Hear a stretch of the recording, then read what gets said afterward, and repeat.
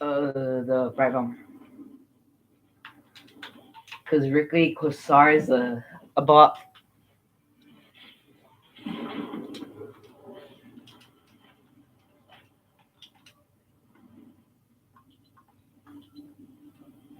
To hear each other? Alright, what guns?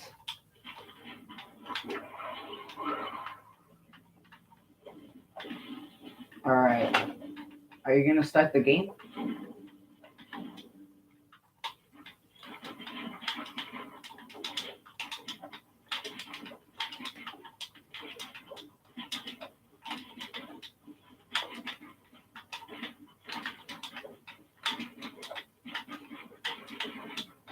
Texas. Like, all the way up there?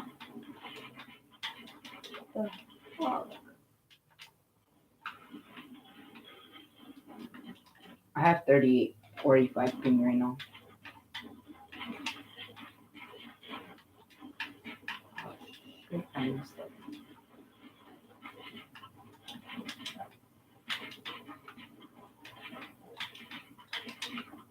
Alright.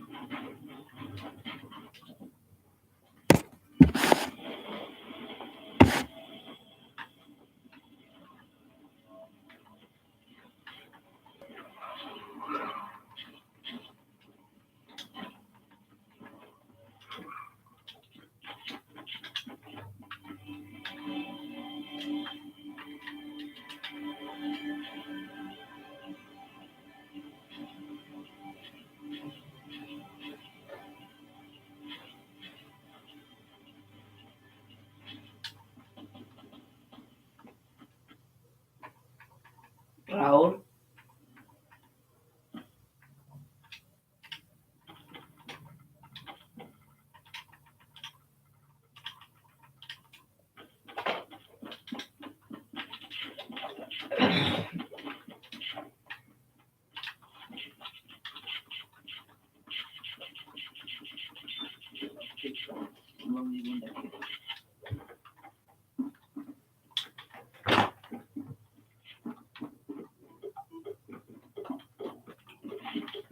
I can tell he's a sweat.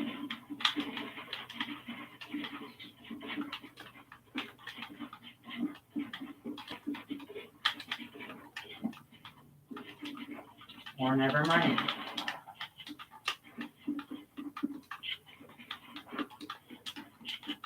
I've been having high rounds for the past thing. And then I fell down. And he fell down? What do you mean?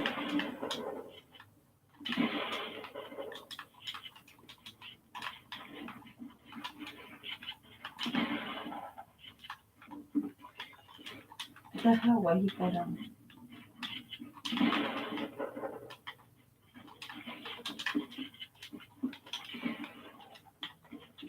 What the hell? I just fell down. Lit. He hasn't even tagged me. Okay, buddy.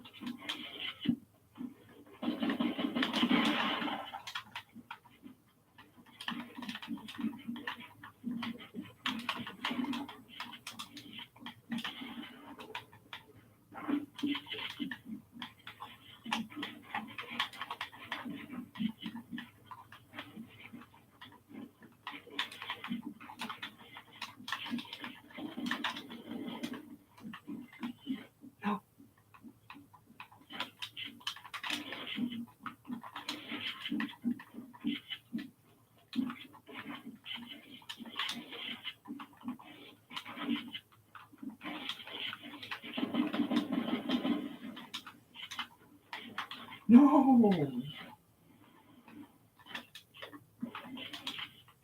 No, I fell.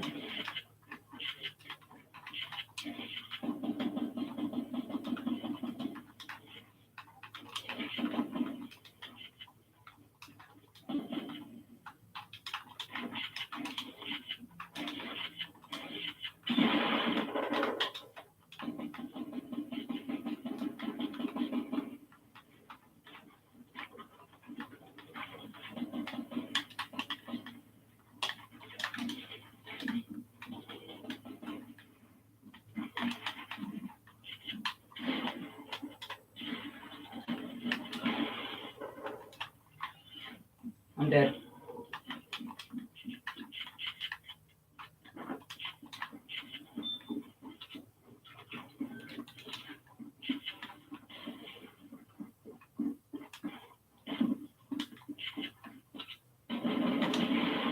Bruh.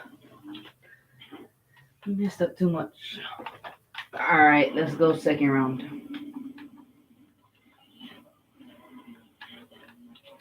Yeah.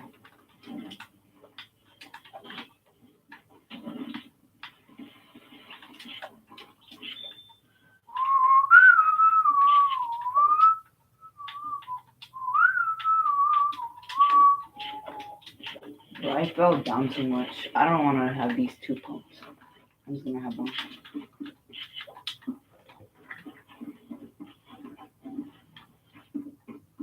I'm not playing comfortable right now. See, I'm messing up too much.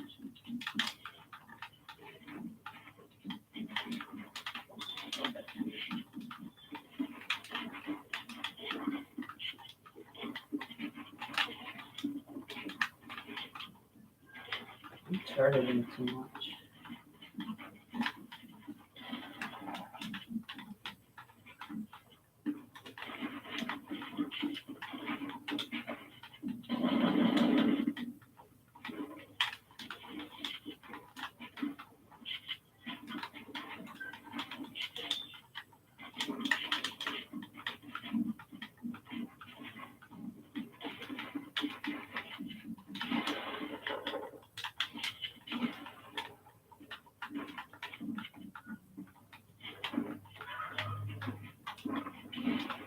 Bro, I'm building and this. I'm coming up to not shoot me.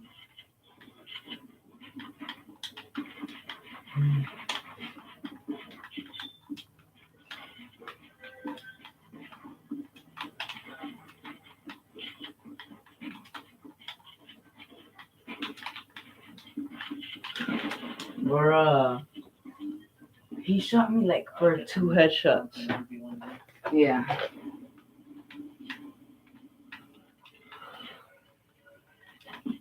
Well, I guess now I have to sub to him. Alright, where's his thing? Bro. Wasn't the only one with a common enemy. For Peter Moore had a sure. bone to pick with Sony. In 1999, he became Sega of America's president just in time for the North American release of Sega's final console, the Dreamcast. Now, the story and history of the Dreamcast is left for another time, but the lifespan of the Dreamcast was short-lived, to say the least. There are many factors that led to its demise, but one undisputed factor was the amazing success of the PlayStation 2. It was easy to say that Moore had an axe to grind, as he publicly stated that the PS2 had hurt his console. Moore would leave Sega in 2003 and be picked up by Microsoft to be the VP of Interactive Entertainment. He would leave just in time for the release of Halo 2, and as a publicity stunt, tattooed the release date on his arm. Moore would repeat this stunt for GTA 4. Going into this, Xbox had a mission. They were still the underdogs in this fight, and would need to create a console that could compete with the likes of Sony's PlayStation.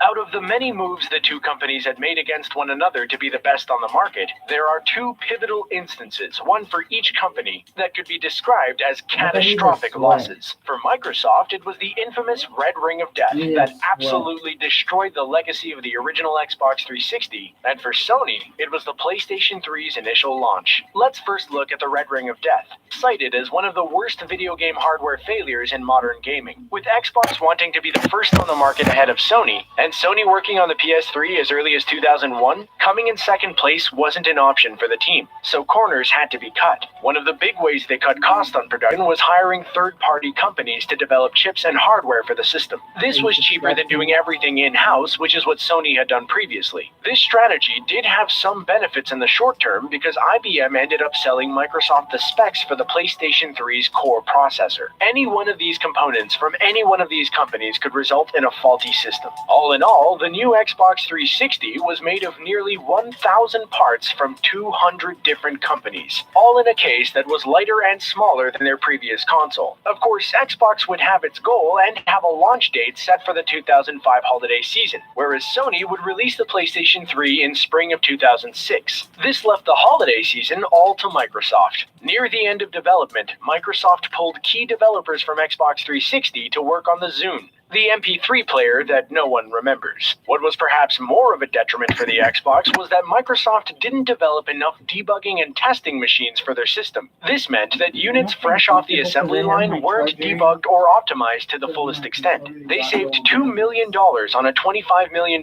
deal by ordering just a third of the machines they needed to optimize their systems. Game developers were voicing concerns about the system not being able to handle the games they were making. Often, the system's motherboard would warp and the graphics card would overheat too easily. All of the common complaints had one common theme: heat. The original Xbox 360 generated a lot of heat. All of those components crammed together had very little breathing room and caused the system to overheat faster than it should have. According to VentureBeat, by 2005, Microsoft's yield on the Xbox was around 68%, which translates to about one-third of consoles coming off the line being unshippable to their distributors. Among growing concerns from Microsoft engineers, the top brass at the company made the decision to go ahead and release the console before it was truly ready. Due to a less than satisfactory yield ratio, when the consoles that were good to ship got sold, they were looking at a shortage of consoles. People were having to settle with eBay flippers, and people were upset about the shortage. But the thing is, Microsoft didn't have a shortage. They did have warehouses full of consoles. It's just that they didn't work. Despite all this, victory was still just out of reach. Even after coming out with a hot-ticket item and releasing it before Sony, Microsoft still lost to the PlayStation 2 in 2005, which cumulatively sold over 100 million units that holiday season.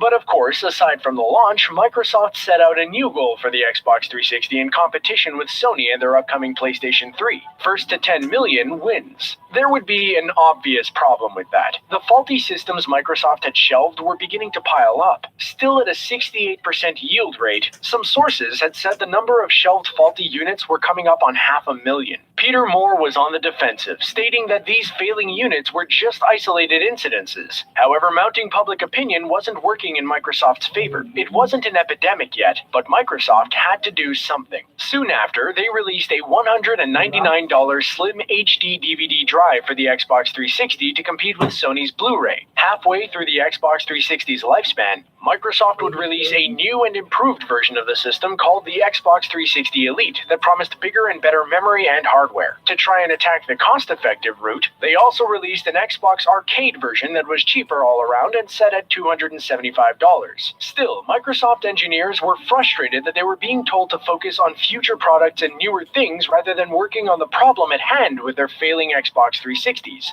This would all come to a head when nearly a year after launch, the rate at which Xbox 360s were being returned was less than satisfactory. While the top brass were determined to keep moving forward, there was a problem Microsoft could no longer keep sweeping under the rug. The solution the company ended up going with was to extend the warranty of all consoles in the original run by 1 year. However, engineers were still stumped as to what exactly was going on, as the 3 red lights in the red ring of death only signaled a general hardware failure, and a pattern as to what exactly was failing couldn't be found. In the end, Microsoft had to eat the tremendous loss and release newer products like the Elite and Xbox Slim to compensate.